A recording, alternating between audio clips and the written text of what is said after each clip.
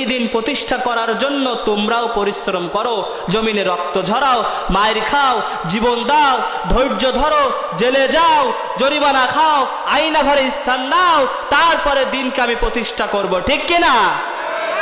আর যদি সেই দিন কায়েমের কেউ বিরোধিতা করে, সে সমাজের যাই হোক না কেন, সে নেতা হতে পারে, মেম্বার, এমপি, চেয়ারম্যান, যাই হোক না কেন, রাষ্ট্রপ্রধানও যদি হয়, আল্লাহর রাসূল বলছেন সে স্পষ্ট কাফের। সে কে? আল্লাহ রাব্বুল আলামিন বলছেন, ইয়া আইয়ুহাল্লাযীনা আমানু উদখুলু ফিস-সিলমি কাফা। আল্লাহু আকবার। আল্লাহ রাব্বুল আলামিন বললেন, ইয়া আইয়ুহাল্লাযীনা আমানু, হরফে নিদা আল্লাহ তাআলা ব্যবহার করে পৃথিবীর অন্য কোনো সম্প্রদায়কে আল্লাহ তাআলা ডাক দেন নাই। আল্লাহ তাআলা বলছেন, ও হে বিশ্বাসীরা, যারা আমি আল্লাহর উপর ঈমান এনেছ, ওই ঈমানদারদেরকে আমি আল্লাহ বলছি, উদখুলু ফিস-সিলমি কাফা, তোমরা ইসলামের ভিতরে প্রবেশ করো পরিপূর্ণভাবে। সুবহানাল্লাহ। ইসলামের ভিতরে আংশিক প্রবেশ নাকি পরিপূর্ণ প্রবেশ? এ কথা আমি বললাম না, আল্লাহ বলেছেন। আল্লাহ রাব্বুল আলামিন এই উদখুলু শব্দ দ্বারা আপনাকে আমাকে অনুরোধ করেন নাই। উদখুলু শব্দটা আরবিতে আমরের শব্দ, ঠিক কিনা হুজুর? আমরের শব্দ। আমর অর্থ দেয় উপদেশ দেয়, অনুরোধ দেয়, আদেশের অর্থ দেয়। কিন্তু আল্লাহ যখন বান্দার শানে এই শব্দটি ব্যবহার করেছেন, তখন এটি আর অনুরোধ নয়, এটি আর উপদেশ নয়, স্বয়ং আল্লাহ আদেশ দিয়ে বলছেন, তুমি মুমিন যখন হয়েছ, আমি আল্লাহ তোমাকে বললাম ইসলামের ভিতরে আংশিক আংশিক নয়, বরং উদখুলু ফিস-সিলমি কাফা, পরিপূর্ণভাবে ইসলামের ভিতরে প্রবেশ করো। সুবহানাল্লাহ। আমার ভাইয়েরা, আংশিক আংশিক প্রবেশ করার ভিতরে কোনো কল্যাণ নাই, কোনো কাজ আংশিক আংশিক করার ভিতরে কোনো কল্যাণ নাই। উদাহরণস্বরূপ, আমি যে কারে এসেছে, এই কারের চারটা চাকা, কয়টা চাকা? চারটা চাকা রয়েছে। এখান থেকে যদি একটি চাকা পাংচার হয়ে যায় অথবা লিক হয়ে যায়, তাহলে এই গাড়ি কি তার গন্তব্য স্থানে পৌঁছবে? পৌঁছাবে না। সে রাস্তার ধারে কোথাও অ্যাক্সিডেন্ট করে পড়ে থাকবে অথবা থামিয়ে দিতে হবে, ঠিক কিনা? তাহলে বোঝা গেল আল্লাহ বলছেন, মুমিন যারা হয়েছ, আমি ওই মুমিন বান্দাদেরকে বলছি, তোমরা ইসলামের ভিতরে পরিপূর্ণ প্রবেশ করো। যদি প্রবেশ করতে পারো, তাহলে আমি আল্লাহ বললাম তোমাকে আমি একেবারে সোজা পথ ধরে জান্নাতুল ফিরদাউসে পৌঁছে দিব। আর যদি পরিপূর্ণ প্রবেশ না করো, আংশিক আংশিক করো, তাহলে হয় তোমার জীবন ওখানেই থমকে যাবে, অথবা অন্য কোথাও দুর্ঘটনা হয়ে তুমি ধ্বংসের অতল গহ্বরে নিপতিত হবে। আল্লাহু আকবার। এই কথা কে বলছেন? আল্লাহ তাআলা আমাদেরকে কত ভালোবাসেন, কত দরদ করেন। এজন্য আল্লাহ তাআলা এই কথা বলে বান্দাদেরকে সতর্ক করে দিলেন, ঈমান যারা এনেছো তারা ইসলামের ভিতরে পরিপূর্ণ প্রবেশ করতে হবে। আমার ভাইয়েরা, ইসলামকে বাদ দিবেন, এদিনকে বাদ দিবেন, বাদ দিয়ে যদি অন্য কোথাও অন্য কোনো ধর্ম আপনি তালাশ করেন, অন্য কোনো ধর্মের ভিতরে নিজেকে প্রবেশ করাতে চান, এ ব্যাপারেও আল্লাহ তাআলা বলছেন। সূরাতুল আল ইমরান 85 নং আয়াত, আল্লাহ বললেন, ওয়ামান ইয়াবতাগি গায়রাল ইসলামি দীনা ফালাই ইউকবাল মিনহু ওয়া হুয়া ফিল আখিরাতি মিনাল খাসিরিন। আল্লাহ রাব্বুল আলামিন বললেন, ওয়ামান ইয়াবতাগি গায়রাল ইসলাম, ইসলামকে বাদ দিয়ে তুমি যেখানে যে ধর্ম তালাশ করছো, ফালাই ইউকবাল মিনহু, ওইটা কোশ্চিন কালেও গ্রহণ করা হবে না। সুবহানাল্লাহ। ফালাই ইউকবাল মিনহু, এখানে আল্লাহ তাআলা লান শব্দ ব্যবহার করে বলছেন যে ফালাই ইউকবাল মিনহু। যদি আল্লাহ বলতেন লা ইউকবাল মিনহু, এটাও হয়ে যেত যে গ্রহণ করা হবে না, কিন্তু ফালাই ইউকবাল মিনহু, কোশ্চিন কালেও কখনোই গ্রহণ করা হবে। ওই আল্লাহ বললেন, ইসলামকে বাদ দিয়ে তুমি যে মতাদর্শ খোঁজো, যে আদর্শ খোঁজো, যেই ধর্ম খোঁজো, যেই বর্ণ খোঁজো, ওইটা কোনোদিন আমার কাছে গ্রহণযোগ্য হবে না। এতটুকুতে আমার আল্লাহ শেষ করলেন না, বললেন ওয়া হুয়া ফিল আখিরাতি মিনাল খাসিরিন। আর শোনো, তোমরা আখিরাতে অবশ্যই ক্ষতিগ্রস্তদের অন্তর্ভুক্ত হয়ে যাবে, ক্ষতিগ্রস্তদের অন্তর্ভুক্ত হয়ে যাবে। ইসলামকে বাদ দিয়ে যদি অন্য কোনো ধর্ম তালাশ করা হয় তাহলে সেটা তো কবুল করা হবেই না, বরং সে আখিরাতে ক্ষতিগ্রস্তদের অন্তর্ভুক্ত হয়ে যাবে। আচ্ছা, আমরা কি চাই আখিরাতে ক্ষতিগ্রস্তদের অন্তর্ভুক্ত হতে? চাই না। তাহলে অবশ্যই আমাদেরকে ইসলাম নিয়েই সন্তুষ্ট থাকতে হবে। পারা যাবে ইনশাল্লাহ? আমরা কারা কারা রাজি আছি দেখি একটু হাত তুলুন তো। লিল্লাহে তাকবীর, লিল্লাহে তাকবীর। মাশাআল্লাহ, সেকেন্দার কাটির বাসীর লোকের জোর আছে, বোঝা যাচ্ছে যে জোর আছে। প্রিয় ভাইরা আমার, আল্লাহ তাআলা বললেন যে তোমরা যদি ইসলামকে বাদ দিয়ে অন্য কোনো ধর্ম তালাশ করো সেটা গ্রহণ করা হবে না। মানার কথা বলেছেন নাকি তালাশ করার কথা বলেছেন? তালাশ কিন্তু এক জিনিস আর মানা কিন্তু আর এক জিনিস, ঠিক না ভাই? খুঁজে তারপরে মানতে হয়। কিন্তু দুঃখজনক বিষয় হলো বাংলাদেশের মুসলমান তালাশ নয়, বরং তালাশ করা অনেক পূর্বেই শেষ হয়ে গিয়েছে। এখন ইহুদিদের কিছু কৃষ্টি কালচার, খ্রিস্টানদের কিছু কৃষ্টি কালচার অনুসরণ করতে শুরু করে দিয়েছে। যেখানে তালাশ করলে আল্লাহ কবুল করবে না, সেখানে আপনি আমি যদি মানা শুরু করি তাহলে ওইটা কি কবুল করবে? করবে না। কাজে এটা করা যাবে না। আপনি কোন হাউসে ইমানদার দাবি করেন এখনো? এটা বাদ দেন। ইসলাম নিয়েই সন্তুষ্ট থাকতে হবে। ইসলাম কি বলেছে এটা জানতে হবে।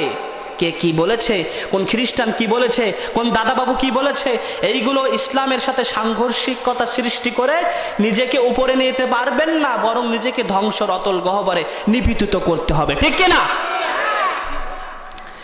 আমার ভাইয়েরা, আল্লাহ রাব্বুল আলামিন বলছেন তাহলে অন্য কোনো দিন তোমরা অন্য কোনো ধর্ম তালাশ করতে পারবা না, কারণ আমি আল্লাহ বলছি আল ইয়াউমা আকমালতু লাকুম দীনাকুম ওয়া আতমামতু আলাইকুম নি'মাতি ওয়া রাদিতু লাকুমুল ইসলাম দীনা। জোরে বলি আল্লাহু আকবার।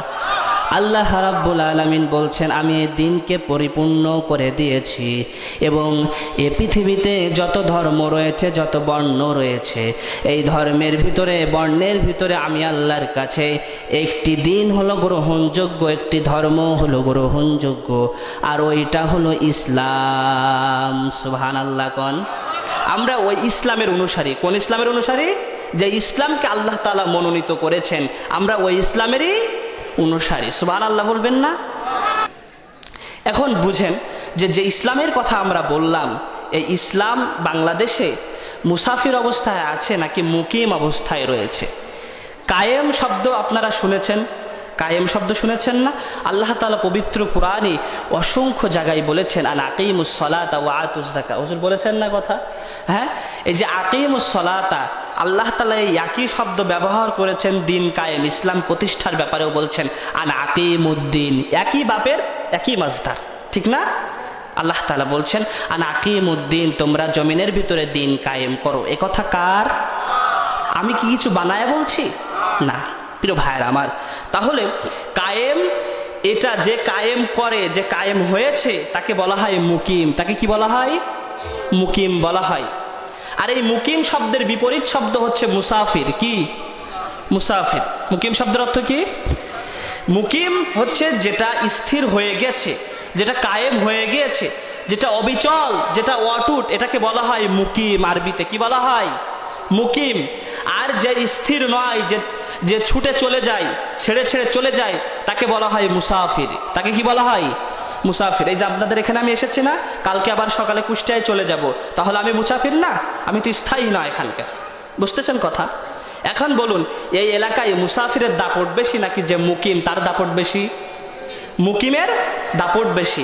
মুসাফির বেচারা এমন যে আমি আপনাদের পাশের দোকানে গিয়ে যদি কোনো সদাই চাই বাকিতে, আমার কাছে কি দিবে না।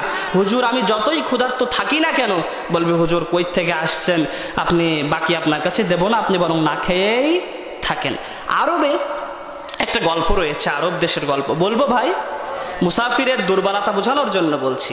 আরব দেশে এক মুরব্বী মুসাফির বয়স্ক মুসাফির। কি মুসাফির ভাই? বয়স্ক মুসাফির। আপনাদের এই অল্প কয়েকজন লোকদেরকে নিয়ে আমি একটু গল্প করি কোরআন হাদিস দিয়ে, ভালো লাগবে, মজা লাগবে। তো আরব দেশের এক বয়স্ক মুসাফির, সে সারাদিন সফর করেছে, সন্ধ্যায় ক্লান্ত হয়ে গেছে। এরপরে এক বাসায় গিয়ে বলছে যে মা, বোন, আমাকে কি একটু রাতটা থাকতে দেওয়া যায়? আমি তো মুরব্বী মানুষ, আমার খুব কষ্ট হয়ে গেছে, ভেতরে ক্লান্তি চলে এসেছে। তো সে বলছে, ভেতর থেকে মহিলারা বলছে যে আমাদের বাসায় কোনো পুরুষ মানুষ নাই, সুতরাং অপরিচিত একটা পুরুষকে আমরা বাসায় থাকতে দিতে পারি না। এখন এ লোক এখান থেকে বিদায় নিয়ে আরও এক জায়গায় গিয়েছে, সেখানে গিয়ে সালাম দিয়েছে। এরপরে বলছে আমি তো বয়স্ক মানুষ, আমার ভিতরে ক্লান্তি ভর করেছে, তো আমাকে কি একটু থাকতে দেওয়া যায়? আগে উনি জিজ্ঞাসা করছে বাসায় কোনো মহিলা আছে কিনা, কি আছে কিনা, গিয়ে জিজ্ঞেস করছে ভাই আপনার বাসায় কি কোনো মহিলা আছে? তো এখন যে পুরুষ মানুষ আসছে সে কি ভাববে, বেটার চরিত্র খারাপ, এসেই কি করছে, মহিলা খোঁজা শুরু করে দিয়েছে। এটা চরিত্র খারাপের লক্ষণ না? তো মুসাফির যেটা করবে ওটাই দোষ, খুবই জ্বালাতনের ভিতরে থাকে। তো যে কথা বলছিলাম প্রিয় ভাইয়েরা আমার, যে ইসলাম বাংলাদেশে, আমার দেশে বর্তমানে মুসাফির অবস্থায় আছে নাকি মুকিম অবস্থায় রয়েছে? মুসাফির অবস্থায় রয়েছে। একটা পরিবারের ভিতরে একজন দুইজন মানুষ নামাজ পড়ে, বাকি সদস্য নামাজ পড়ে না। কেউ রোজা রাখে তো কেউ রাখে না, মন গড়া। সমাজের ভিতরে, মসজিদের ভিতরে পর্যন্ত কি অবস্থা? আমি কলারর ওই সাইডে একদিন নামাজ পড়লাম, মাগরিবের নামাজ। ওইখানে প্রথম রাকাতে পড়েছে সূরা নাস। কোন সূরা পড়েছে? সূরা নাস। এরপরে কি আর কোনো সূরা আছে কোরআন শরীফে? নাই। এখন ওই ইমাম দ্বিতীয় রাকাতে পড়েছে সূরা কাউসার। কি করেছে? সূরা কাউসার পড়েছে। তাহলে এটা আমলে কাসির হয়ে গেল না হুজুর? এই নামাজ কি হবে? না, হবে না। উনি সাজদাও দেন নাই। এখন আমি বললাম যে ভাই নামাজ তো হয় নাই, পুনরায় আবার নামাজ পড়া যাক। তো ওখান থেকে ওই এলাকার একজন মাতব্বার, সে বলছে যা হইছে হইছে, এরপর আর কোনো কথা নাই, দ্বিতীয় জামাত করার দরকার নাই, এত কোনো সময় আমার হাতে নাই। তাহলে এখানে মসজিদে পর্যন্ত ইসলামকে ঠিকঠাক ঠাঁই দেওয়া হলো না, আর সমাজের কথা নাই বললাম। তাহলে ইসলাম বাংলাদেশে মুসাফির কিনা? মুসাফির কিনা? আমি কি আপনাদেরকে বোঝাতে পেরেছি? কিন্তু যতটুকু আমরা মানতে পারি ততটুকু আমরা ইসলামকে কবুল করি। যেমন নামাজ যদি আমার ভালো লাগে আমি পড়ি, ভালো না লাগলে আমরা পড়ি না, এটা কায়েম হলো না। প্রিয় ভাইয়েরা আমার, তাহলে ইসলাম কার অধীনে এখন? মুকিমের অধীনে। মুকিম কারা? তগুত শক্তি। কারা? বলেন বলেন। তগুত শক্তি। তগুত শক্তি কোনটা? সেটা মানব রচিত যে বিধিবিধান, এটাকে বলা হয় তাগুত শক্তি। এটাকে কি বলা হয়? তাগুত শক্তি। আপনাদেরকে আমি একটা জায়গায় নিয়ে যাবো, এই জন্য একটু তৈরি করে নিচ্ছি।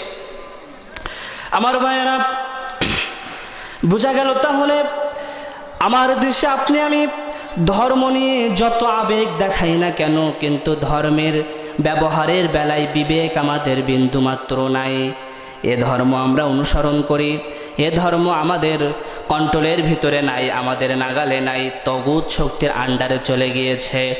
যেই ধর্ম আমরা অনুসরণ করি, ওই ধর্মই যদি, ওই ইসলামী যদি আমার সমাজে, আমার রাষ্ট্রে যদি দুর্বল থাকে, তাহলে বুঝতে হবে আমাদের ইমানের হালত খুব একটা বেশি ভালো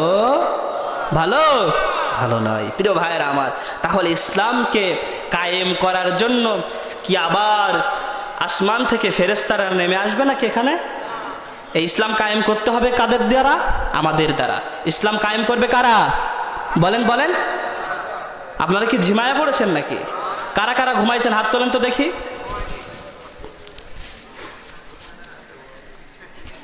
চা আছে। প্রিয় ভাইরা আমার, তাহলে ইসলামকে যদি কায়েম করতে হয় তাহলে শ্রম দিতে হবে আমাদের নিজেদেরই। কাদের দিতে হবে শ্রম? নিজেদেরই দিতে হবে। এখন বাংলাদেশে ইসলামকে কায়েম করার জন্য দুইটি দল দুইভাবে নেমেছে। কয়টি দল? দুইটি দল। একটা হচ্ছে খেদমতে ইসলাম, আর একটা হচ্ছে ইকামতে ইসলাম। এটা কি? খেদমতে ইসলাম, আর একটা হচ্ছে ইকামতে ইসলাম। খেদমতে ইসলাম, বলেন বলেন। খেদমতে ইসলাম এবং ইকামতে ইসলাম। প্রিয় ভাইয়েরা আমার, আপনাদের মসজিদের ইমাম সাহেব যুবক মানুষ। কি মানুষ? যুবক মানুষ না? হ্যাঁ, একেবারে চেহারাটা আপেলের মতো। তো আপনাদের এই ইমাম সাহেব নায়রা বাজারে অ্যাক্সিডেন্ট করছে। কথাটা বুঝেন, নায়রা বাজারে অ্যাক্সিডেন্ট করছে। বাইক নিয়ে আসছিল, এই যে টার্নিং পয়েন্টে ওখানে আর একটা বাইক এসে ধাক্কা দিচ্ছে, ইমাম সাহেব পড়ে গেছে। ইমাম সাহেব পড়ে গেছে। আমি বোঝানোর জন্য বলছি, ভাই কষ্ট পাবেন না। এখন তো ইমাম সাহেবকে বাজারে বিকালের দিকে পোলাপান থাকে না, তো ইমাম সাহেব দেখছে যে আমাদের ইমাম সাহেব অ্যাক্সিডেন্ট করছে, আহারে পাটা ভেঙে গেছে, একেবারেই পেটে লাগছে, নাড়ি ভুড়ি বাইরে হয়ে গেছে, কানটা ছিঁড়ে ওইখানে লাফাইতেছে। তো একজন এসে ভাবছে ইমাম সাহেবের সাথে আমার খুব মোহাব্বত ছিল, তো ইমাম সাহেবের কানটা আমি নিয়ে ঘরের ভিতরে ঝুলায় রাখবো, ইমাম সাহেব বাঁচুক, বাঁচবে কি বাঁচবে না, তো স্মৃতিস্বরূপ এই কানটা আমার ঘরে ঝুলানো থাকুক। আর একজন ভাবছে ইমাম সাহেবের রক্ত একেবারে এই রক্ত তৈরি হয়েছে আমার বাসার খাবার খেয়ে, তো এই রক্ত নিয়ে উনি হাতে মাখছে আর বলছে পবিত্র রক্ত, 5 ওয়াক্ত নামাজ পড়তো, লোকটা কতই না ভালো ছিল, এমন করছে। আর একজন নাড়ি ভুড়িগুলি পেটের ভিতরে দেওয়ার চেষ্টা করছে। এই হচ্ছে একটি দল ইমাম সাহেবের জন্য ভালোবাসা দেখাচ্ছে, একটি দল ইমাম সাহেবের জন্য ভালোবাসা দেখাচ্ছে। আর একটি দল রয়েছে যারা ভাবছে ইমাম সাহেব অ্যাক্সিডেন্ট করছে, তাড়াতাড়ি 999-এ কল দিয়া অ্যাম্বুলেন্স নিয়ে আসা, যশোর সদরে ভর্তি করতে হবে অথবা কোয়েন্সে ভর্তি করতে হবে, ইবনে সিনায় ভর্তি করতে হবে। ভর্তি করার পরে সেখানে গিয়ে টাকা পয়সা মানিব্যাগে যার যা ছিল, এরপরে ফোন ছিল, ওই সবগুলো বিক্রি করে দিয়ে ইমাম সাহেবের জন্য ওই অর্থ করি রিসিপশনে জমা দিয়ে ইমাম সাহেবকে সুস্থ করে আবার ইমামকে নামাজ পড়ানোর জন্য একেবারে উপযোগী করে তুলেছেন। আচ্ছা বলুন তো, কোন দলটি এদের ভিতরে সবচেয়ে বুদ্ধিমান? দ্বিতীয় দলটি বুদ্ধিমান না? হ্যাঁ, তাহলে বোঝা গেল একটি দল রয়েছে যারা ইসলামকে খেদমত করে যাচ্ছে, এভাবে ভালোবেসে যাচ্ছে, ইসলামের সবকিছু মহাব্বত করে বটে, কিন্তু ইসলামকে চাঙ্গা করার জন্য জমিনে রক্ত দেয় না, জেল খাটে না, জরিমানা দেয় না, এরপরে আয়না ঘরে তাদের স্থান হয় না, ফাঁসির কাস্টে ঝোলে না। বুঝতে হবে তারা করছে খেদমতে ইসলাম, কিন্তু যারা জীবন দেয়, রক্ত দেয়, যারা জেলে যায়, জরিমানা হয় যাদের নামে, ফাঁসির কাস্টে ঝোলে, তারা ইকামতে দিনের কাজ করে, ঠিক কিনা? আমার ভাইয়েরা, বোঝা গেল তাহলে শুধুমাত্র যদি ভালোবাসা দিয়া, মুহাব্বত দিয়া, 2-4টে মিষ্টি মিষ্টি কথা বলে রাতের গভীরে তাহাজ্জুদের সালাত আদায় করে যদি আর দোয়া করে যদি ইসলাম কায়েম হতো, আমার ভাইরা, জনাবে মুহাম্মদুর রাসূলুল্লাহ সাল্লাল্লাহু আলাইহি ওয়াসাল্লামের মতন বড় তাহাজ্জুদ গুজারিয়ে পৃথিবীতে আর কেউ ছিল নাকি? ছিল না। মুহাম্মদ সাল্লাল্লাহু আলাইহি ওয়াসাল্লাম যত বেশি তাহাজ্জুদের নামাজ পড়তেন, উম্মুল মুমিনিন মা আয়েশা রাদিয়াল্লাহু তাআলা আনহা বলছেন, আমার স্বামী মুহাম্মদ সাল্লাল্লাহু আলাইহি ওয়াসাল্লাম তাহাজ্জুদের নামাজের সেজদায় যখন যেতেন, তিনি কোনো নড়াচড়া করতেন না, একাধারে ঘন্টার পর ঘন্টা পার হয়ে যেত। আমি ভাবতাম আমার নবী, আমার স্বামী দুনিয়া থেকে বিদায় নিয়েছে কিনা। আমি যখন আমার স্বামীর পায়ে চিমটি দিতাম, তখন পাটা নাড়ালে বুঝতে পারতাম তিনি জমিনে এখনো বিদ্যমান। সুবহানাল্লাহ। সেই নবী যিনি দোয়া করলে দোয়া কবুল হয়ে যেত, সেই নবী তিনি নিজে স্বয়ং সশরীরে 27টা যুদ্ধে অংশগ্রহণ করেছেন। কয়টা যুদ্ধে? 27টা যুদ্ধে। আরে ভাই, আপনার আমার চাইতে নবীর দাঁতের কি দাম কম ছিল? বলেন বলেন, দাঁতের দাম কি কম ছিল? হাতের দাম কি কম ছিল? রক্তের দাম কি কম ছিল? যে নবী দিন কায়েমের জন্য দাঁত পড়েছে, যেই নবীর দিন কায়েমের জন্য যেই নবীর হাত ভেঙেছে, চামড়া ফেটে রক্ত ফিঙ্কি দিয়ে বাহির হয়েছে, যেই নবীর মাথা মুবারকের ভিতরে লোহা ঢুকে গিয়েছে, সেই নবী যদি এত কষ্ট করতে পারে দিন কায়েম করার জন্য, আর আপনি আমার তো 4 পয়সার মূল্য নাই। প্রিয় ভাইয়েরা শোনেন, যদি একমাত্র দোয়া দিয়ে আর তাহাজ্জুদের নামাজ দিয়ে তসবির দানা টিপে যদি ইসলাম কায়েম হয়ে যেত, তাহলে সাহাবা ইকরামের এত রক্তের প্রয়োজন ছিল না, ঠিক কিনা বলেন? কাজী বোঝা গেল, এ দিনকে যদি প্রতিষ্ঠা করতে হয়, তাহলে ইমাম সাহেবকে শুধু ভালোবেসে গায়ে রক্ত মাখলেই চলে না, বরং ইমাম সাহেবের শরীরের ভিতরে রক্ত পুশ করার জন্য নিজের শরীরের রক্ত ঢেলে দিতে হয়, ঠিক কিনা? এজন্য দিন প্রতিষ্ঠা করতে হলে কেবল এ সমস্ত কর্মসূচি পালন করলেই হবে না, মাঝে মাঝে হযরতে ওমরের ভূমিকা পালন করতে হবে। পারা যাবে ইনশাআল্লাহ? কারা কারা রাজি আছেন একটু হাত তুলে তাকবীর দান তো। লিল্লাহে তাকবীর, লিল্লাহে তাকবীর। প্রিয় ভাইরা আমার, কাজী বোঝা গেল যে মুসাফির আর মুকিম এক জিনিস নয়। যদি কায়েম করতে হয় দিন, তাহলে অবশ্যই এ জমিনে ঢালতে হবে রক্ত।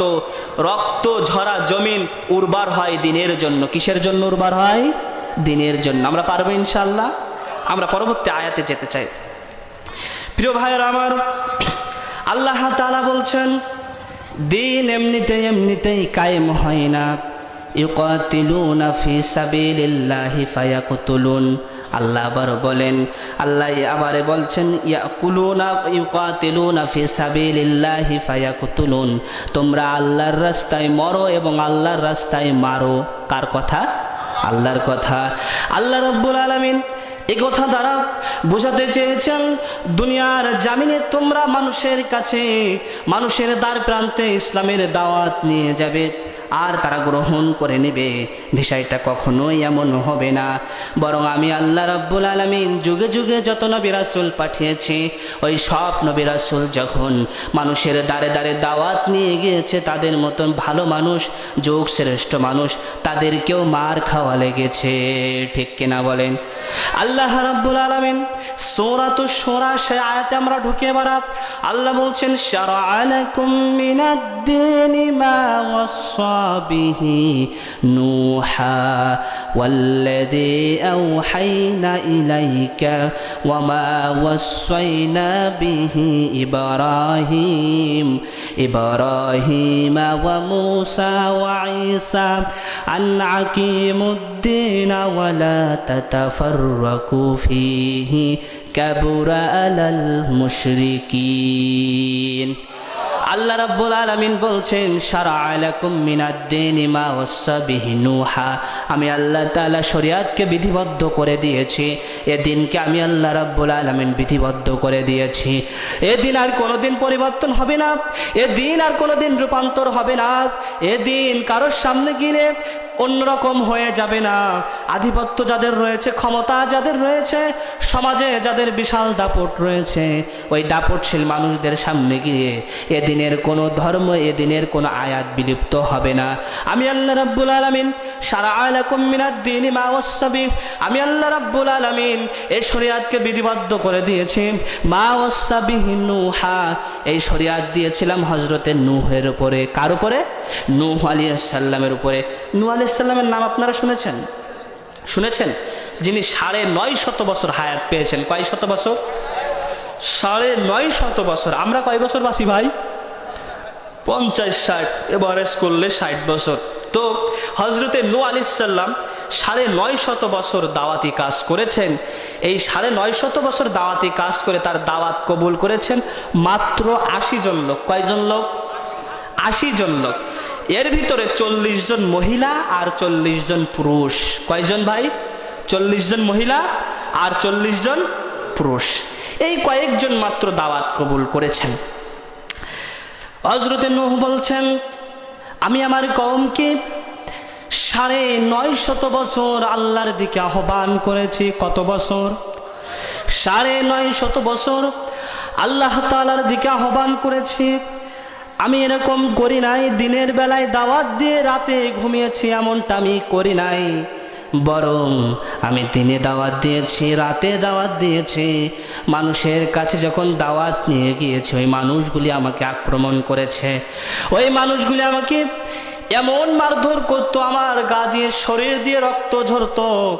আমি মার খেতে খেতে আমাকে এমন পরিমাণ নির্যাতন টর্চার করতো, আমি নূহ আলাইহিস সালাম জ্ঞান হারিয়ে ফেলতাম।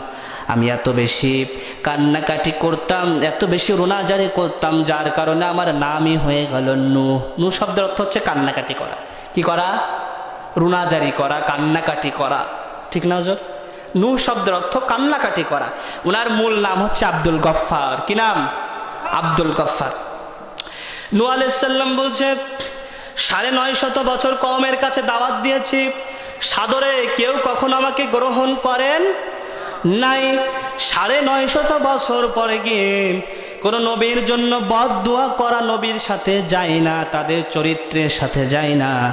কিন্তু নূহ আলাইহিস সালাম ধৈর্য হারিয়ে শেষ বেশ বলেই ফেললেন, আল্লাহ এই কওমকে ধ্বংস করে দাও। এরপরে প্লাবন হলে ঘটনা আপনারা জানেন। তাহলে বোঝা গেল নূহ আলাইহিস সালামের কাছে যেই শরিয়া দেওয়া হয়েছে, ওই শরিয়া মূসা ইব্রাহিম আলাইহিস সালাম থেকে নিয়ে শুরু করে মূসা, ঈসা, অতঃপর জনাবে মুহাম্মদুর রাসূলুল্লাহ সাল্লাল্লাহু আলাইহি ওয়াসাল্লাম। প্রিয় ভাইয়েরা আমার, এই শরিয়া সেখান থেকে শুরু হয়েছে। আল্লাহ তাআলা ওখানেই বলছেন শারআ লাকুম মিনাদ-দীন, আমি শরিয়াকে বিধিবদ্ধ করে দিয়েছি। সুবহানাল্লাহ বলে। আর এর আগে নবী ছিলেন হযরত আদম আলাইহিস সালাম। আদম আলাইহিস সালাম কিভাবে সংসার করতে হয়, চাষ করতে হয় ইত্যাদি আমাদেরকে শিখিয়েছেন। এজন্য হযরত আদম আলাইহিস সালামকে বলা হয় নবী জারঈ এবং হযরতে নূহ আলাইহিস সালামকে বলা হয় নবী শারঈ। সুবহানাল্লাহ বলেন। ওই শরিয়া এখনো বিদ্যমান, সুবহানাল্লাহ বলবেন না? আমার ভাইয়েরা, প্রাণপ্রিয় সেকন্দর কাটিবাসী, আল্লাহ রাব্বুল আলামিন বলছেন, আমি যেই শরিয়া দিয়েছি নূহকে, যেই শরিয়া দিয়েছি ইব্রাহিম আলাইহিস সালামকে, যেই শরিয়া দিয়েছি মূসাকে, যেই শরিয়া দিয়েছি ঈসাকে, আমি আল্লাহ রাব্বুল আলামিন ওই শরিয়া দিয়েছি মুহাম্মদ সাল্লাল্লাহু আলাইহি ওয়াসাল্লামকে। এরপরে বললাম আনাকিমুদ্দিন। আল্লাহ বললেন ওই দিন তোমরাও প্রতিষ্ঠা করো। সুবহানাল্লাহ কোন? ওই দিন তোমরাও প্রতিষ্ঠা করো, যেটার জন্য নূহ পরিশ্রম করেছে, মূসা করেছে, ঈসা করেছে, ইব্রাহিম আলাইহিস সালাম করেছে। ওই দিন প্রতিষ্ঠা করার জন্য তোমরাও পরিশ্রম করো, জমিনে রক্ত ঝরাও, মায়ের খাও, জীবন দাও, ধৈর্য ধরো, জেলে যাও, জরিমানা খাও, আইনা ঘরে স্থান নাও, তারপরে দিনকে আমি প্রতিষ্ঠা করব। ঠিক কিনা? আমার ভাইয়েরা, আল্লাহ রাব্বুল আলামিন বলছেন ওয়ালা তাতাফাররাকু। তবে এবার যে কথাটা বললাম শোনো, দিন যে তোমরা প্রতিষ্ঠা করবা, এই দিন প্রতিষ্ঠা করতে গিয়ে তোমরা নিজেদের ভিতরে মতনৈক্য সৃষ্টি করবা না, মতভেদ সৃষ্টি করা যাবে না। ওয়ালা তাতাফাররাকু, খবরদার খবরদার মতভেদ সৃষ্টি করো না। আল্লাহ তাআলা আবার সূরা কোরআনের ভিতরে সূরাতুল আল ইমরানের 103 নং আয়াতে বলেন ওয়া'তাসিমু বিহাবিলিল্লাহি জামিআন ওয়া লা তাফাররাকু। ও হে মানব সম্প্রদায়, ও হে ইমানের দাবিতে দাবিদার যারা হয়েছো, তারা শোনো, আমি আল্লাহর রজ্জুকে আঁকড়ে ধরো, একত্রিত হও, অতঃপর আমার রজ্জুকে আঁকড়ে ধরো। ওয়া লা তাফাররাকু, তবে খবরদার খবরদার পৃথক হওয়া যাবে না। সুবহানাল্লাহ কান। পৃথক যদি হও তাহলে এই সমাজের মানুষগুলি তোমাকে দুমড়ে মুচড়ে ফেলে দিবে। পৃথক যদি হও এ রাষ্ট্রের রাম আর বামেরা তোমাদেরকে দুমড়ে মুচড়ে ফেলে দিবে। পৃথক যদি হও পৃথিবীর পরাশক্তি তোমাদেরকে ধর্ষাই করবে। ঠিক কিনা? উদাহরণস্বরূপ আমি আপনাদেরকে একটি গল্প উপস্থাপন করতে চাই। এক পিতা তার 10 সন্তানকে ডেকেছে। কয় সন্তানকে? আরো জোরে বলেন, কয় সন্তানকে? 10 সন্তানকে ডেকেছে। প্রিয় ভাইয়েরা আমার, পিতা 10 সন্তানকে ডেকে 10 জনকে 10টি লাঠি আনতে বললেন। কয়টা লাঠি? 10টি লাঠি আনতে বললেন। এবং এই 10টি লাঠিকে পিতা সন্তানদেরকে আদেশ করলেন, তোমরা একত্রে 10টি লাঠি বেঁধে ফেলো। সন্তানরা এই লাঠিগুলিকে একত্রে বেঁধে ফেললেন। বেঁধে ফেলার পরে পিতা বলছেন, বড় সন্তান তুমি চেষ্টা করো এই লাঠিগুলিকে ভাঙতে পারো কিনা। বড় সন্তান ব্যর্থ হয়েছে। অনুরূপভাবে ধারাবাহিকতায় সব সন্তান এই লাঠিগুলিকে ভাঙতে ব্যর্থ হয়েছে। পিতা এরপরে বললেন যে লাঠির ভিতরে বাঁধন, এই বাঁধন তুমি খুলে দাও, অতঃপর সবাই আবার একটি করে লাঠি হাতে নাও। সবাই যখন লাঠি হাতে নিয়েছে, পিতা এবার আদেশ করলেন যে তোমরা এবার দেখো লাঠিগুলিকে ভাঙতে পারো কিনা। যখন পিতা আদেশ করেছে, সাথে সাথে সন্তানরা ওই লাঠিগুলিকে ঠাস ঠাস করে ভেঙে ফেলেছে। পিতা এখান থেকে সন্তানদেরকে শিক্ষা দিতে চাইলেন, ও হে আমার কলিজার সন্তানেরা, শোনো শোনো, তোমরা যদি এই লাঠিগুলির মতো একত্রে থাকতে পারো, তোমাদের ভিতরে যদি মেলবন্ধন থাকে, তাহলে এই সমাজ কেন, এই রাষ্ট্র কেন, পৃথিবীর কোনো পরাশক্তি তোমাদেরকে ভেঙে চুরে মুচড়িয়ে ফেলে দিতে পারবে না। আর যদি তোমরা নিজেদের ভিতরে মতনৈক্য সৃষ্টি করে আলাদা আলাদা হয়ে যাও, তাহলে যে যেখান থেকে পারে তোমাদের উপরে আক্রমণ করবে। বাম দিয়ে আক্রমণ করবে, ডান দিয়ে আক্রমণ করবে, সামনে দিয়ে আক্রমণ করবে, পেছন দিয়ে আক্রমণ করবে, তখন তোমাদেরকে দুমড়ে মুচড়ে ফেলে দিবে। কিন্তু যদি তোমরা একত্রিত থাকো, তোমরা সেই সমস্ত পরাশক্তিদেরকে প্রতিহত করতে পারবে। সুবহানাল্লাহ। আল্লাহ রাব্বুল আলামিন ওই কথাই বলছেন, আনাকিমুদ্দিন ওয়ালা তাতাফাররাকু। তোমরা দিন কায়েম করতে গিয়ে কখনো মতনৈক্য সৃষ্টি করো না, মতভেদ সৃষ্টি করো না। কারণ অন্য জায়গায় তোমরা মতভেদ সৃষ্টি করতে পারো, কিন্তু দিন কায়েমের বেলায় কোনো মতভেদ নাই। ইমামে আবু হানিফা রহিমাহুল্লাহ উনি বলছেন যে নামাজের ইমামের পিছনে সূরা ফাতিহা সাথে পড়া লাগবে না। পড়া লাগবে? ইমাম আবু হানিফার নাম শুনছেন আপনারা? ওই ইমাম আবু হানিফা বলছেন ইমামের পিছনে সূরা ফাতিহা পড়া লাগবে না। আবার ইমাম শাফি রহিমাউল্লাহ বলছেন ইমামের পেছনে সূরা ফাতিহা পড়া লাগবেই। তাহলে দুইজনের মত দুই রকম হলো কিনা? হয়েছে কিনা? এ ব্যাপারে মতনৈক্য করা জায়েজ আছে, কিন্তু আল্লাহ বললেন ওয়ালা তাতাফাররাকু, দিন যে কায়েম করতে হবে এই ব্যাপারে কোনো মতনৈক্য তোমরা সৃষ্টি করো না। তুমি চরমুনাই হতে পারো, জাসদ হতে পারো, বাসদ হতে পারো, হেফাজত হতে পারো, জামাত ইসলামী হতে পারো, আওয়ামী লীগ হতে পারো, বিএনপি হতে পারো, হানাফি হতে পারো, শাফিঈ হতে পারো, হাম্বলি হতে পারো, মালিকি হতে পারো, কিন্তু দিন কায়েম করতে হবে এ ব্যাপারে সকলের একমত থাকতে হবে। যদি মতনৈক্য সৃষ্টি করো তাহলে আমি আল্লাহ বললাম তোমাকে চূড়ান্ত শাস্তির সম্মুখীন করবো, ঠিক কিনা? আবার ভাইয়ারা, তাহলে আমরা বুঝলাম দিন কায়েম করতে হলে নিজেদের ভিতরে কোনো মতনৈক্য সৃষ্টি করা যাবে না। আমার দল আপনার দল যাই হোক না কেন, আমাদের রব কয়জন বলেন বলেন? আমাদের রব কয়জন? নবী কয়জন? আমাদের কিতাব কয়টা? আমাদের বাইতুল্লাহ কয়টা? মাদিনা সেটাও তো আমাদের একটা।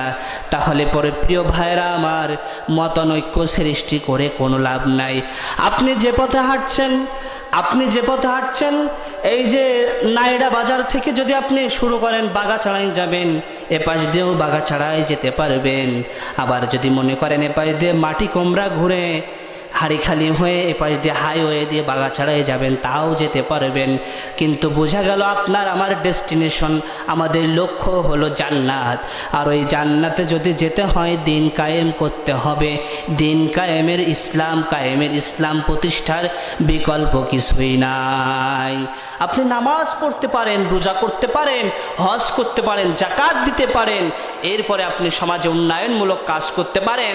কিন্তু নবী বলছেন যদি কেউ দিন ইসলাম কায়েমের প্রচেষ্টায় নিজেকে নিয়োজিত না করে তাহলে সে স্পষ্ট মুনাফিক। সে কে? আরো জোরে কোন, সে কে? মুনাফিক।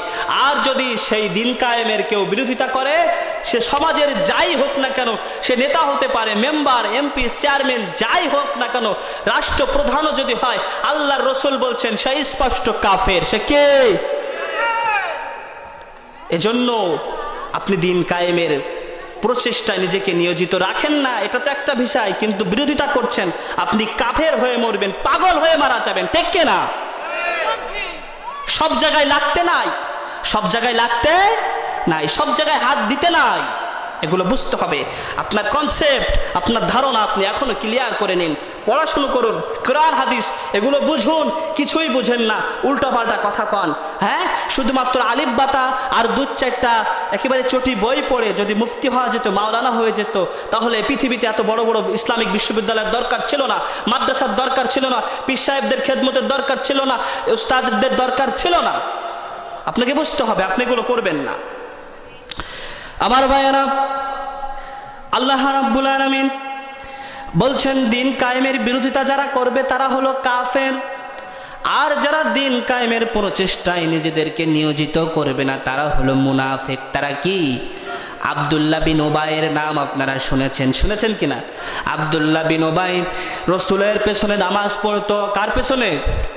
যিনি সকল নবীদের ইমাম, তার পেছনে আব্দুল্লাহ বিন উবাই নামাজ পড়তো, রোজা করতো, একই সাথে রাসূল করিম সাল্লাল্লাহু আলাইহি সাল্লামের সাথে একই সাথে ইফতার করতো, একই সাথেই খেত, ঘুরতো ফিরতো।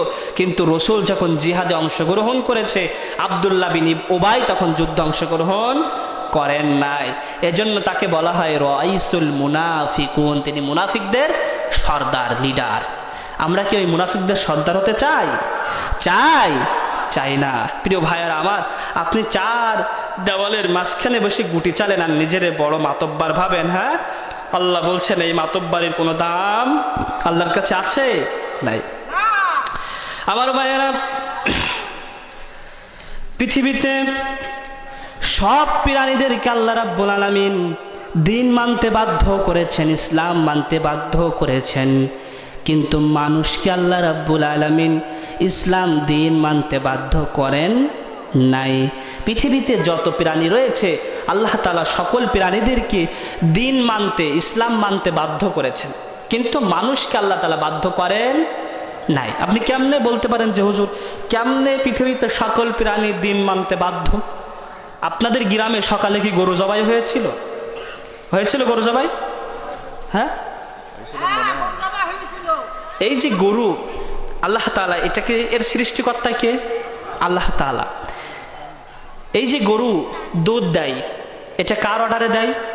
আল্লাহ তাআলা বলেই দিয়েছেন যে গরু তোমার জন্য দিন হচ্ছে এই উলানে যখন দুধ আসবে আমার বান্দারা টান দিলে তুমি দুধ দিবা। সুবহানাল্লাহ কোন। এ দুধ এমনি এমনি বাহির হয় না, এত সস্তা কারবার নয়। এরপরে জবাই যখন করা হবে তোমার মাংস খাওয়ার উপযোগী যেন হয়, এটাই হলো একটা গরুর জন্য দিন। একটা গাছেরও দিন রয়েছে, কিন্তু তার দিন মানার, ইসলাম প্র্যাকটিস করার কাইফিয়াতটা ভিন্ন। তার কাইফিয়াতটা ভিন্ন। কেমন ভিন্ন? এই যে গাছগুলি, এই গাছগুলি সব সার্বক্ষণিক আল্লাহ তাআলার জিকির করে, তার জিকিরে মশগুল থাকে। প্রিয় ভাইয়েরা আমার, এই গাছগুলি যখন কাটা হয় সে নিজের ইচ্ছায় ফেড়ে যায়। কেন? আল্লাহ তাআলা তাকে ফাড়তে বলেছে। এই যে সোফা তৈরি হয়েছে, টেবল তৈরি হয়েছে, এই সবগুলি টেবল তৈরি হওয়ার কারণ হচ্ছে সে দিন মানছে। আল্লাহ বলেছে তাকে ফেড়ে যেতে, সে ফেড়ে যায়, কেটে যায়। এটাই তার জন্য দিন, এটাই তার জন্য কি দিন। দিন যদি কোনো প্রাণী না মানে তাহলে তার জন্য বিপদ আছে। আমাদের বিলে মাঝে মাঝে বক থাকে, সাদা বক থাকে না? এই বক উঠতে পারে কিনা? এখন আলের পরে কিছু বক রয়েছে বসে, বা পুকুর পাড়ে কিছু বক রয়েছে বসে, ওই বকগুলির সামনে দিয়ে কিছু পোলাপান যাচ্ছে। আর বকগুলির কথা ছিল তারা উড়ে যাবে ডানা মেলে, কিন্তু তারা উড়ে নাই। তাদের দিন কিন্তু ওইটাই, বুঝতে হবে। তাদের দিন কাইফিয়াত মানার স্টাইল হচ্ছে ওইটাই। সে উড়াল দিয়ে, ডানা দিয়ে সে উড়ে চলে যাবে, কিন্তু সে বুঝদারি করে, মাতব্বারি করে উড়ে নাই। তারপরে ওই বাচ্চা পোলাপান ওই বকগুলিকে ধরে জবাহ করে খেয়ে ফেলেছে। এটা হচ্ছে প্রাণীদেরকে বাধ্য করার পরেও যে মানল না তার জন্য এটা বিপদ। কিন্তু আল্লাহ তাআলা মানুষদেরকে দিন মানতে বাধ্য করেন নাই। এখানে এই বাজারে, এই গ্রামে এতগুলি মানুষ, আমি শিওর এখানে বহু লোক ইশার নামাজ পড়ছে ইশার নামাজ পড়ে নাই। কিন্তু আল্লাহ কি তাদের খাবার বন্ধ করে দিয়েছেন? দেন নাই। আল্লাহ কি তাদের নিঃশ্বাস নেওয়া এটা কি বন্ধ করে দিয়েছেন? অক্সিজেন বন্ধ করে দিয়েছেন? না। এজন্য আল্লাহ তাআলা বলছেন আমি মানুষকে দিন মানার ব্যাপারে স্বাধীনতা দিয়েছি। আর স্বাধীনতা দিয়েছি বলেই কাল কঠিন কিয়ামতের দিন তাকে বিচারের সম্মুখীন হতে হবে। বুঝতে পেরেছেন কথা? আমার ভাইয়েরা, আল্লাহ রাব্বুল আলামিন বলছেন হুয়াল্লাযী আরসালা রাসূলাহু বিল হুদা ওয়া দীনিল হক লিইয়ুযহিরাহু আলাদ-দীনি কুল্লিহি ওয়া কাফা বিল্লাহি শাহীদা। জোরে বলি আল্লাহু আকবার। আল্লাহ রাব্বুল আলামিন বলছেন আমি আমার নবীকে প্রেরণ করেছি তামাম দুনিয়ায়, গোটা জগতে যত ধর্ম রয়েছে, যত বর্ণ রয়েছে, ওই ধর্ম বর্ণের উপরে বিজয়ী হিসাবে, যাতে করে আমার এই দিন ওই ধর্মের উপরে, ওই দিনের উপরে যত মতাদর্শ রয়েছে ওই মতাদর্শের উপরে আমার দিন অবশ্যই বিজয় লাভ করে। আল্লাহ রাব্বুল আলামিন এখানেই শেষ করলেন না, আর বললেন ওয়াকাফা বিল্লাহি শাহীদা।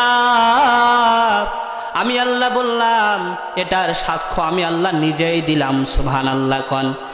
এই যে গোটা পৃথিবীতে যত মতাদর্শ রয়েছে, যত আদর্শ রয়েছে, যত ধর্ম রয়েছে, এই ধর্মের উপরে যে দিন ইসলাম বিজয়ী হবে, আর এটাই যে চূড়ান্ত, এটার ব্যাপারে সবচাইতে সর্বোত্তম সাক্ষ্য দিচ্ছেন কে? ওয়াকাফা বিল্লাহি শাহীদা। আমি আল্লাহই সাক্ষ্য দিলাম। সুবহানাল্লাহ কোন। আমার ভাইয়েরা, এদিন কায়েম করার জন্য যুগে যুগে সব নবী রাসূল মার খেয়েছেন, যুগে যুগে সব আম্বিয়া মার খেয়েছেন, যুগে যুগে যত সাহাবী এসেছে, তাদের সহচর এসেছে, সবাই মার খেয়েছেন। আমার ভাইয়েরা, হযরত ঈসা আলাইহিস সালাতু ওয়াস সালামের দিকে আপনি তাকান, তার সময়ের শাসক হলো দাকিয়ানুস। কি নাম? শাসকের নাম কি? দাকিয়ানুস। ঈসা আলাইহিস সালামের শাসকের নাম হচ্ছে দাকিয়ানুস, যিনি ছিলেন রাষ্ট্রের প্রধান। দাকিয়ানুস দেখলো যে ঈসা আলাইহিস সালাম তার রবের ধর্ম প্রচার করছে, তাহলে তো বেশি দিন তাকে আর টিকতে দেওয়া যায় না। দাকিয়ানুস তাকে মারার জন্য ষড়যন্ত্র করে ফেলল। কি করছে? ষড়যন্ত্র করছে। এই দাকিয়ানুস কি করলো? তাকে মারার জন্য দলবল নিয়ে গেল। হযরত ঈসা আলাইহিস সালাতু ওয়াস সালাম বলছেন, মান আনসারি ইলাল্লাহ, কে আছো যে আমাকে আল্লাহর জন্য বাঁচাবে। ওই সময় হাওয়ারিন গোত্রের 753 জন যুবক দাঁড়িয়ে গেল যে আমাদের জীবন বিলিয়ে দিব, কিন্তু হযরত ঈসা আলাইহিস সালামকে মারতে দিব না। দাকিয়ানুস তার সৈন্যদেরকে নিয়ে, দলবল নিয়ে হযরতে ঈসা আলাইহিস সালাতু ওয়াস সালামকে মারার জন্য আগিয়ে গেলেন। এরপরে কি হলো, হযরত ঈসা আলাইহিস সালাতু ওয়াস সালামকে মারতে গিয়ে, মারার জন্য এগিয়ে গেলেন। হাওয়ারিন সম্প্রদায়ের যে 753 জন যুবক এসেছিল তাদেরকে মেরে দিল। হযরত ঈসা আলাইহিস সালামকে বেতেলহেমে নিয়ে গেল, বেতেলহেমে নিয়ে গিয়ে শুলে চড়ালো। আল্লাহ রাব্বুল আলামিন সেই সময় হযরত ঈসা আলাইহিস সালামকে আসমানে তুলে নিলেন। এই ঘটনা আপনাদের সবারই জানা। আল্লাহ রাব্বুল আলামিন এখানে এই ঘটনা এখানেই শেষ করেন নাই, বরং আল্লাহ রাব্বুল আলামিন কি করলেন, হযরতে ঈসা আলাইহিস সালামকে আসমানে তুলে নেওয়ার পরে যেই সমস্ত ইহুদিরা সেখানে উপস্থিত ছিল, 2 দিন 2 রাত তাফসীরের ভিতরে এসেছে, কয় দিন কয় রাত, 2 দিন 2 রাতে প্রায় 2.5 লক্ষ ইহুদি নিজেদের ভিতরে মারামারি করে, ভুল বুঝাবুঝি করে মারা যায়। সুবহানাল্লাহ কোন মারতে গেল হযরত ঈসা আলাইহিস সালামকে। এরপরে 2 দিন 2 রাতে নিজেদের ভিতরে গন্ডগোল বেঁধে ঝামেলা পাকিয়ে 2 লক্ষ থেকে 2.5 লক্ষ প্রায় ইহুদি মারা যায়। সুবহানাল্লাহ। আবার ভাইয়েরা, এখান থেকে বর্তমান দুনিয়াবাসীর শিক্ষা নেওয়া উচিত। হযরত ঈসা আলাইহিস সালাতু ওয়াস সালাম পৃথিবীর কোনো মতাদর্শের কথা বলেন নাই, পৃথিবীর কোনো মানব রচিত গ্রন্থের কথা বলেন নাই, বরং তিনি বলেছেন, ইয়া কওমি আবুদুল্লাহ, ইয়া কওমি আবুদুল্লাহ মা লাকুম মিন ইলাহিন গায়রু। প্রত্যেক নবীরা তাদের কওমদেরকে আল্লাহর ইবাদত করতে বলেছে, আল্লাহ ব্যতীত কারোর ইবাদত করা যাবে না। আর এটাই হলো তাওহীদ। আর এই তাওহীদের দাওয়াত দেওয়ার কারণে হযরতে ঈসা আলাইহিস সালাতু ওয়াস সালাম কি মারার ষড়যন্ত্র যখন করেছে, আল্লাহ রাব্বুল আলামিন বলছেন, তারা যদি ষড়যন্ত্র করে, আমি আল্লাহ বললাম ওয়ামাকারু ওয়ামাকারাল্লাহ, আমি আল্লাহ ষড়যন্ত্রকারী নয়, বরং আমি আল্লাহ তাআলা কৌশলী। সুবহানাল্লাহ। মারতে গেল হযরত ঈসা আলাইহিস সালামকে, ব্যর্থ তো হলোই, বরং 2 দিন 2 রাতের মধ্যে প্রায় 2.5 লক্ষ ইহুদি মারা গেল সেইখানে। বর্তমান বিশ্বের দিকে আপনি তাকান, ফিলিস্তিনকে মারার জন্য পাথর জোগায় কারা? আমেরিকা, ঠিক কিনা? আওয়াজ দেন না কেন আপনারা? যেই কজন আছেন 313 জনের মতন আওয়াজ দিবেন। ফিলিস্তিনকে মারার জন্য সর্বোচ্চ সহযোগিতা কারা করে? আমেরিকা। এই আমেরিকা যেখানে তাদের মারার জন্য সম্পদ মজুদ করে, অস্ত্রপাতি মজুদ করে, ওইখানে আগুন লাগাইছে কে? বলেন কে লাগাইছে? ওইটা ফিলিস্তিনের কোনো লোক গিয়ে লাগাইছে? বাংলাদেশ থেকে গিয়ে কোনো মোল্লা লাগাইছে? কিন্তু যদি ভারতে আগুনটা লাগতো, নিশ্চিত বাংলাদেশের মোল্লারা লাগাইছে, ঠিক কিনা? প্রিয় ভাইয়েরা আমার, বোঝা গেল আপনি আমি পৃথিবীর বুকে তাওহীদের বিরুদ্ধে যারা ষড়যন্ত্র করবে, আল্লাহ রাব্বুল আলামিন বলছেন তারা অল্প কিছুক্ষণের জন্য হেসে নিক, কিন্তু চূড়ান্ত বিজয়ী হবে যারা তাওহীদ পন্থী, ঠিক কিনা? আমার ভাইয়েরা, কঠিন মনোযোগ দিয়ে শুনুন, কানগুলিকে খরগোশের কানের মতো খাড়া করে দিন। আল্লাহ রাব্বুল আলামিন দুনিয়ায় বর্তমান সময়ে যেমন প্রমাণ দিয়েছেন, হযরতে মূসা আলাইহিস সালাম যখন তাওহীদের পথে মানুষদেরকে আহ্বান করেছেন, ফিরাউন ছিল বর্তমান সময়ের রাষ্ট্রীয় প্রধান, আবার একদিকে ঈসা আলাইহিস সালামের সময় ছিল দাকিয়ানুস রাষ্ট্রপ্রধান। হযরতে মুহাম্মদ সাল্লাল্লাহু আলাইহি ওয়াসাল্লামের বিরুদ্ধে নানান রকম ষড়যন্ত্র যিনি করেছেন তিনিও রাষ্ট্রপ্রধান, ঠিক কিনা? রাষ্ট্রপ্রধান না আবু জেহেল?